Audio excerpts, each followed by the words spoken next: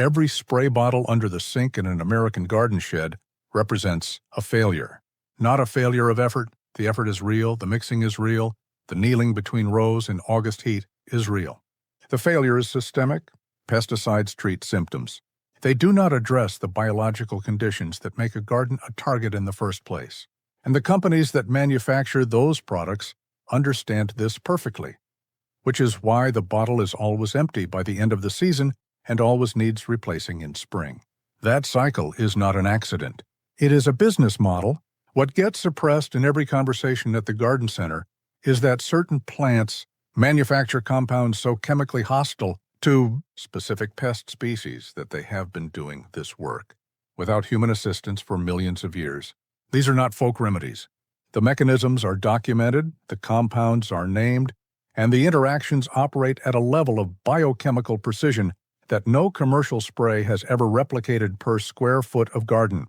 9 plants, each one a self-funding, self-renewing chemical defense system that costs a few dollars once and operates indefinitely.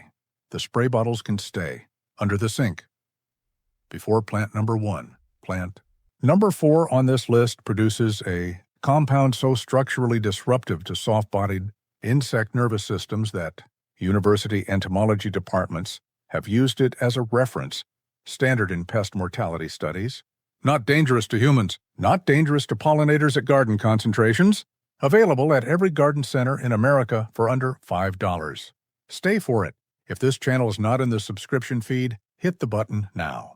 YouTube does not distribute content from channels viewers have not actively subscribed to. It moves on.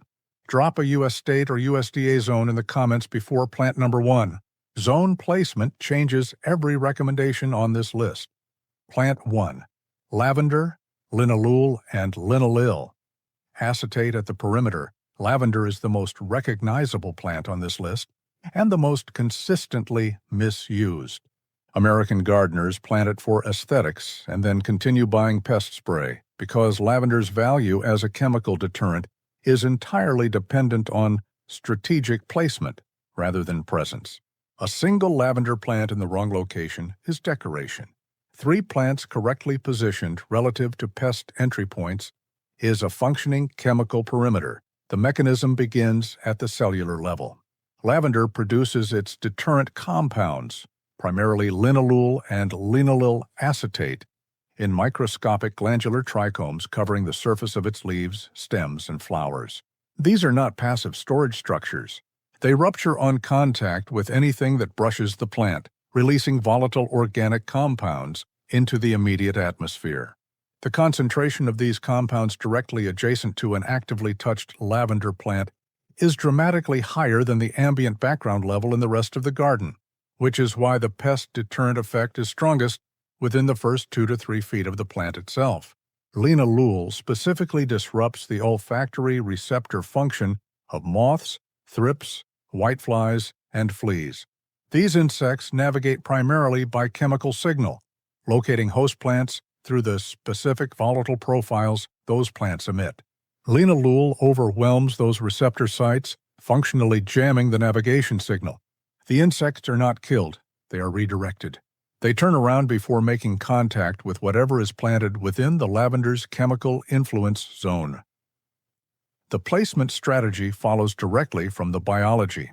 Pests approach gardens along predictable routes, downwind from neighboring properties, along fence lines, through gaps in structural plantings. Lavender positioned at these entry points intercepts pests before they reach vulnerable crops or ornamentals, rather than attempting to deter them after they have already established feeding sites. 3 plants spaced 18 inches apart at the windward edge of a vegetable bed create a continuous volatile barrier rather than isolated point sources. In USDA zones 5 through 8, English lavender, Lavandula angustifolia, is the correct choice. Reliably cold hardy and producing the highest linalool concentrations of the lavender species commonly available in American retail. In zones 8 through 10, Spanish lavender, Lavandula stoicus, extends the deterrent season further into summer heat with better heat tolerance. In Zone 4, plant lavender against a south-facing wall with reflective heat accumulation and apply deep mulch at the base before first frost. The Zone 4 plant will be smaller and less productive than its Zone 6 counterpart, but will still function as a deterrent through the growing season.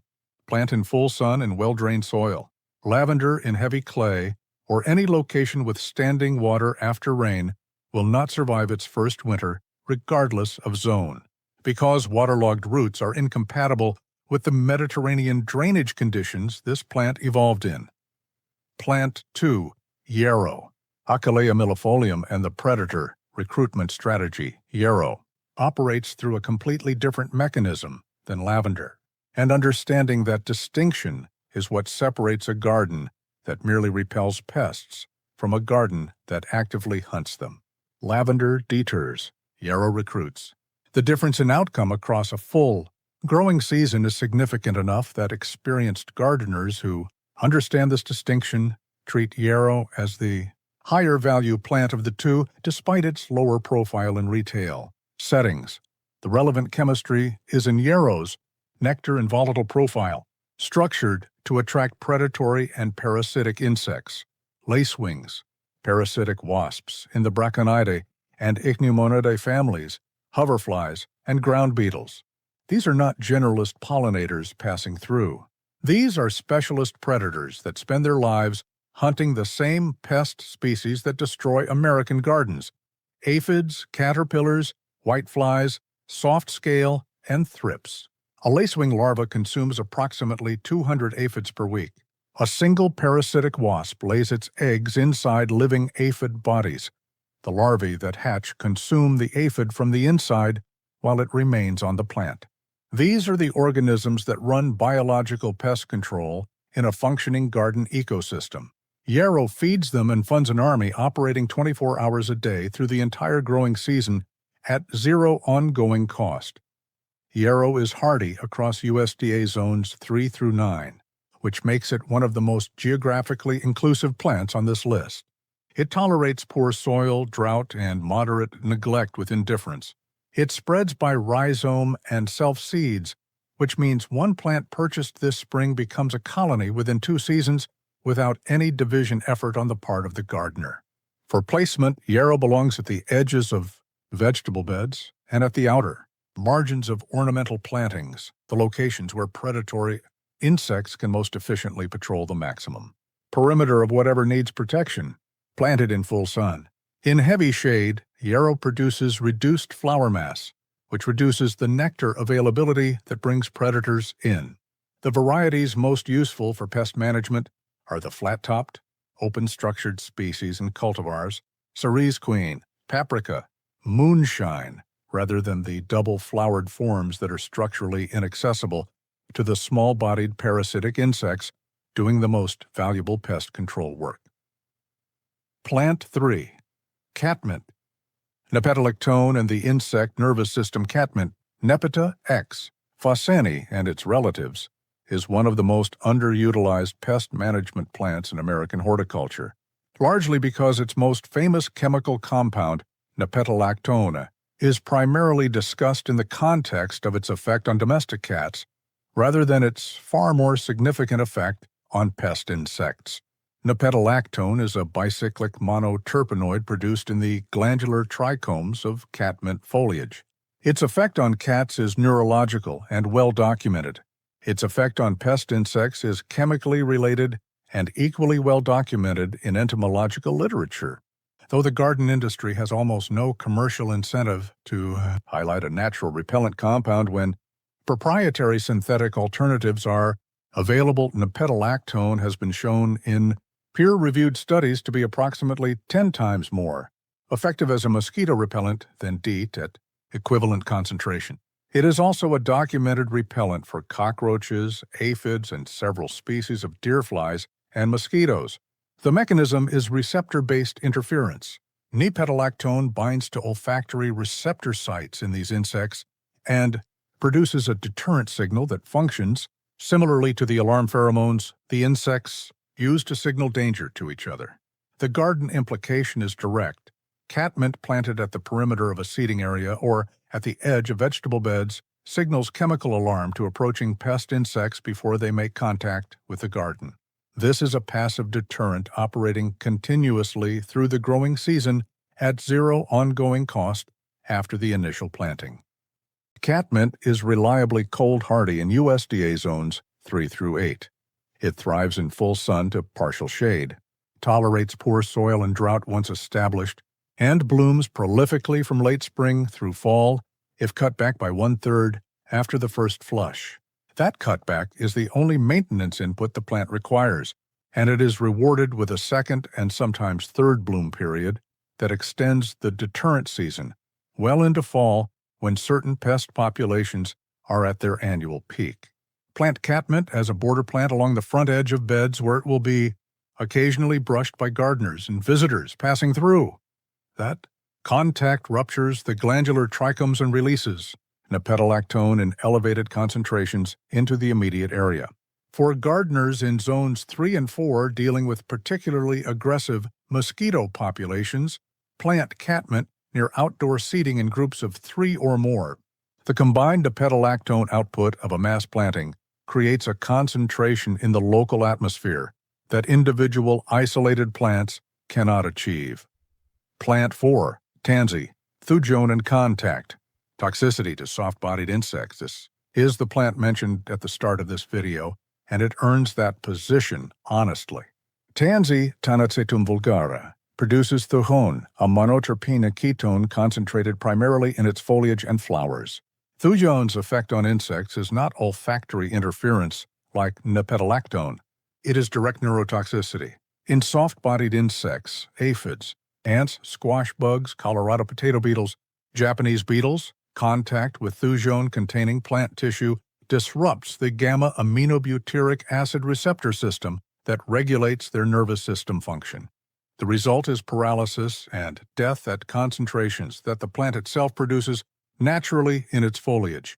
University entomology research has used thujone as a reference standard in studies measuring insect mortality response to plant-derived compounds, not because it is unusual in science, but because its efficacy against target pest species is consistent enough to serve as a measurement baseline. The practical garden application of tansy requires specificity about placement because thujone has documented toxicity to humans and animals in concentrated form, not at the level that contact with garden foliage produces, but at the level that ingestion of tansy tea or concentrated preparations would produce. Do not plant tansy in locations where children or pets regularly play. Do not ingest any part of the plant. Wear gloves when handling it in bulk for compost or disposal. Within those parameters, tansy planted at the base of fruit trees, along garden perimeters and adjacent to potato and squash plantings operates as a contact deterrent and low-level toxic barrier to the specific insects most damaging to those crops. It is hardy in zones 3 through 9. It spreads aggressively by rhizome and should be contained by cutting it back before seed set or by installing a physical root barrier at planting. Failure to manage its spread is the most common complaint about tansy from gardeners who have used it, but the management requirement is minimal relative to the season-long pest control function it provides. Halfway through this list, if time and physical energy in the garden are no longer the infinite resources they once were, if the idea of a garden that requires less intervention every year rather than more is what brought you to this video, this channel, is producing that information every 2 days, not general gardening content. Specific biology-based mechanism-explained content for gardeners who want to understand what they are doing and why it works. Gardeners in their 50s and 60s who have been doing this long enough to know the difference between advice that holds up and advice that evaporates when the aphids arrive anyway. Subscribe. The information keeps coming. And drop that US state or USDA zone in the comments right now. It changes the specific varieties and placement strategies that will actually perform in the region being gardened, plant, 5, rosemary, camphor, and rosmarinix. Acid against foliar feeders rosemary. Operates through a dual compound system targeting 2 distinct pest categories simultaneously.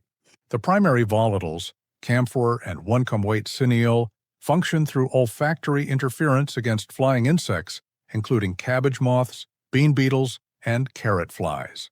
But rosemary also produces rosmarinic acid, a water-soluble polyphenol concentrated in its leaves that functions as a feeding deterrent when soft-bodied insects make contact with foliage.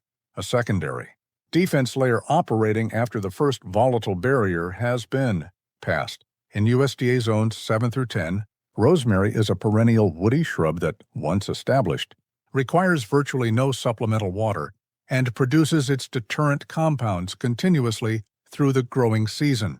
In zones 5 and 6, rosemary overwinters with protection, a deep mulch application at the base, and placement against a south-facing wall with reflected heat accumulation. In zones 3 and 4, treat rosemary as an annual or overwinter it in containers indoors in a cool, bright location. For placement, rosemary positioned upwind of brassica plantings, cabbage, broccoli, kale, Brussels sprouts, intercepts cabbage moths on their approach vector before they locate the host plants by volatile signature. Cabbage moths navigate to brassicas by following the isothiocyanate compounds those plants emit.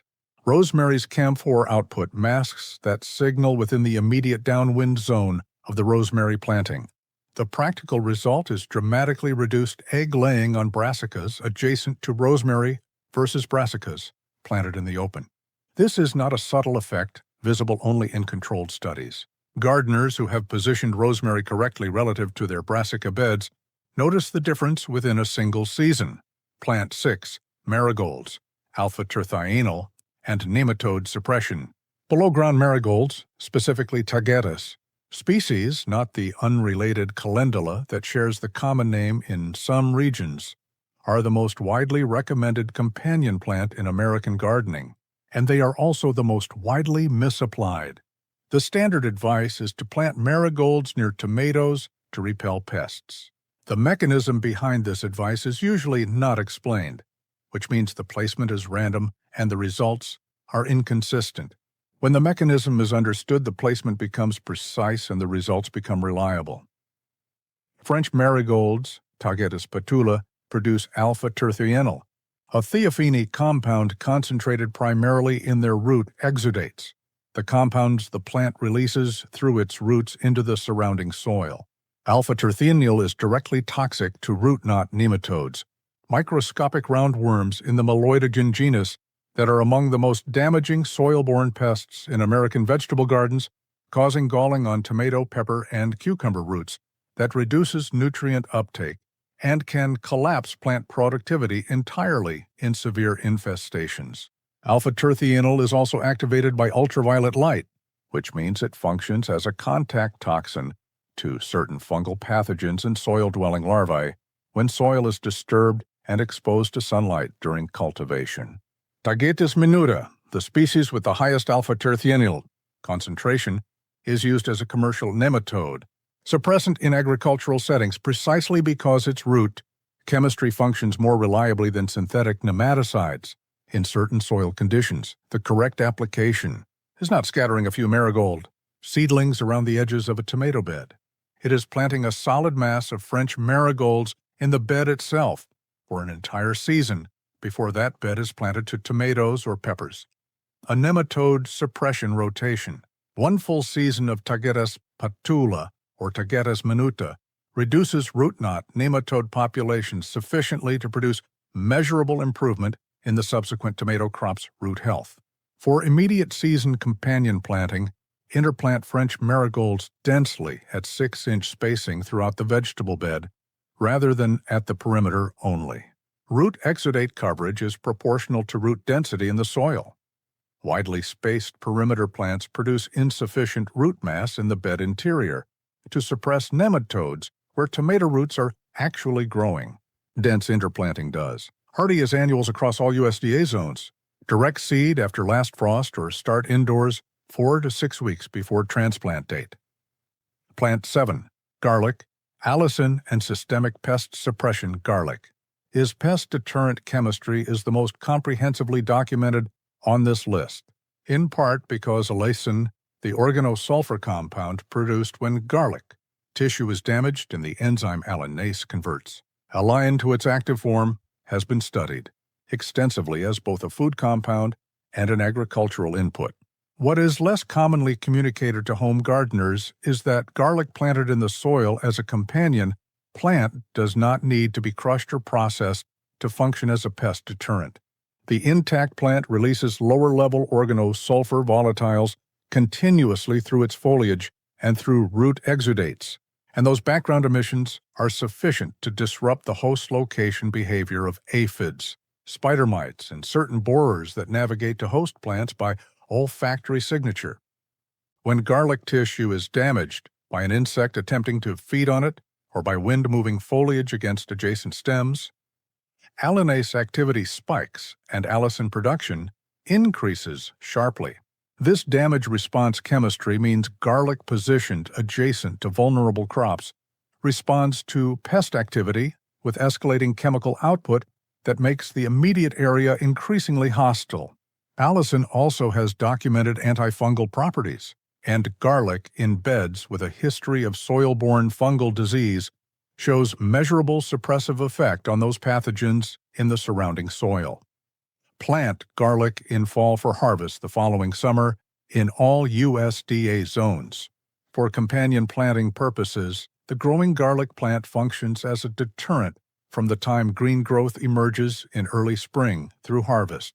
Interplant garlic cloves at 8-inch spacing throughout rose beds, at the base of fruit trees, and in alternating rows within vegetable beds.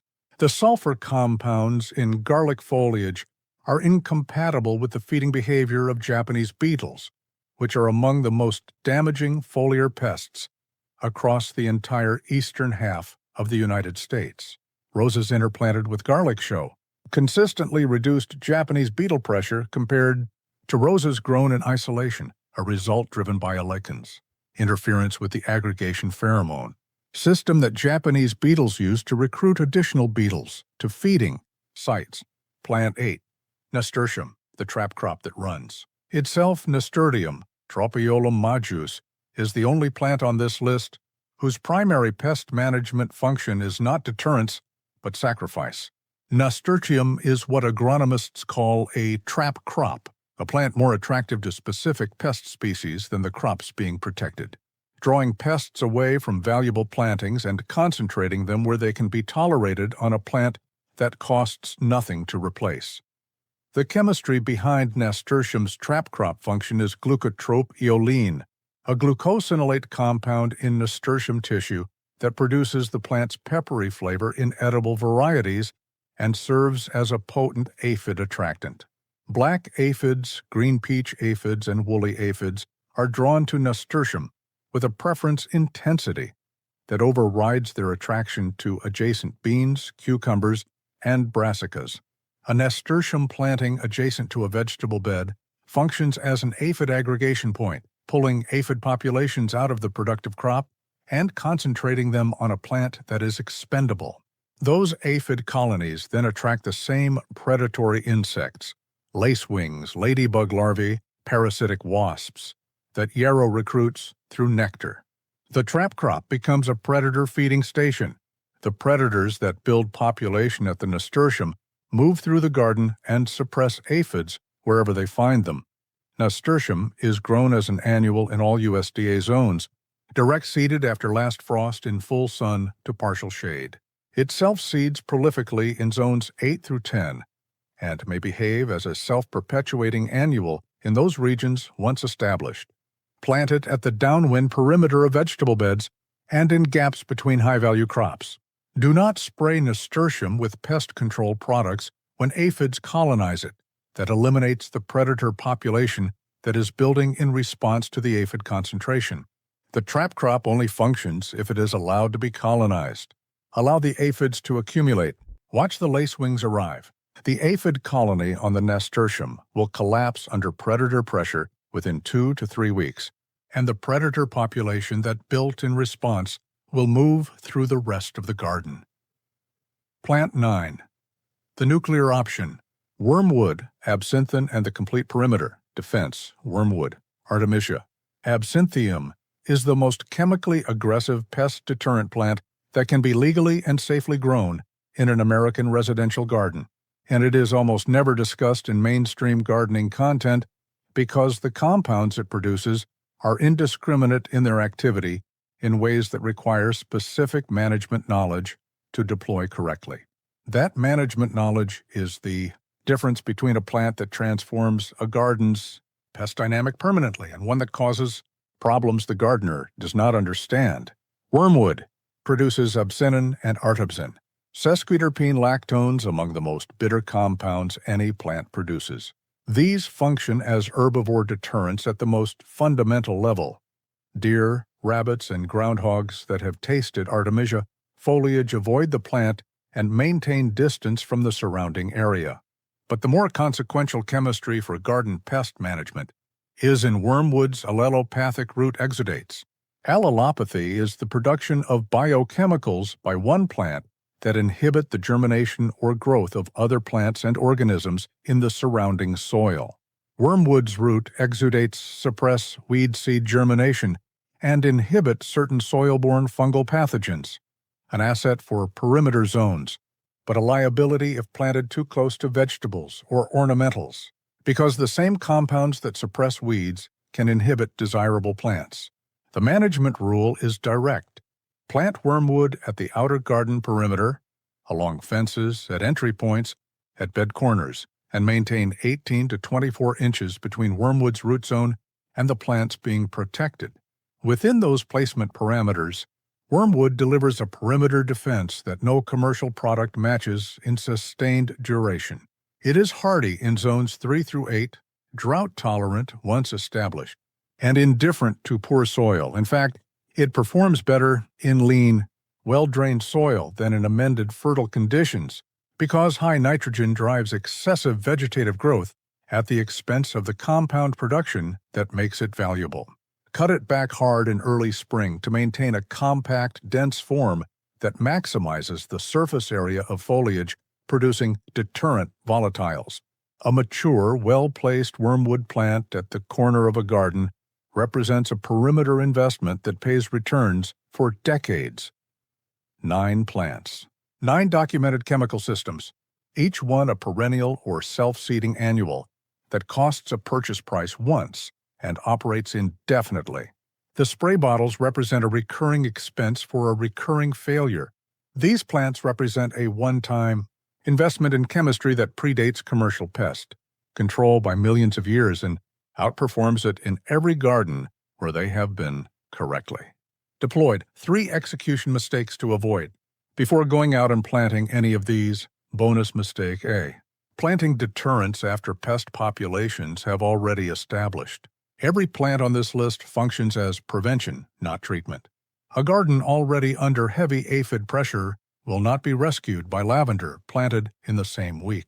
These plants build deterrent and predator support systems over a season, compounding in value year over year. As root systems develop and mature, plant volatile output exceeds that of seedlings. Plant them this season to protect next season. The gardener who plants these now is making an investment that pays full returns in year 2 and 3. Bonus mistake B. Placing companion plants too far from the crops they are protecting. Lavender at the far end of the yard does nothing for the tomatoes on the other side of the property.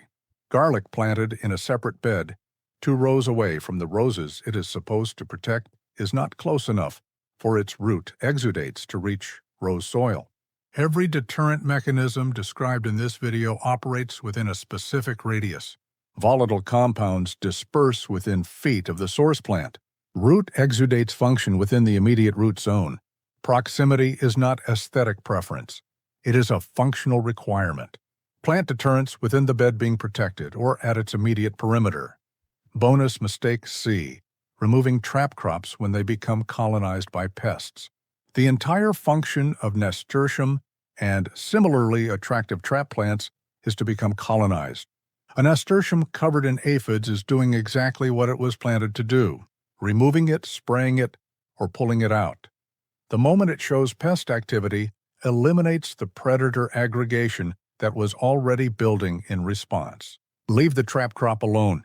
The predators that arrive to exploit the pest colony on the trap crop are the same predators that will move through the rest of the garden when the colony collapses. Removing the trap crop before that process completes eliminates the entire biological control cycle before it delivers its return. New videos every 2 days on this channel. If this is not in the subscription feed, that information is not arriving reliably.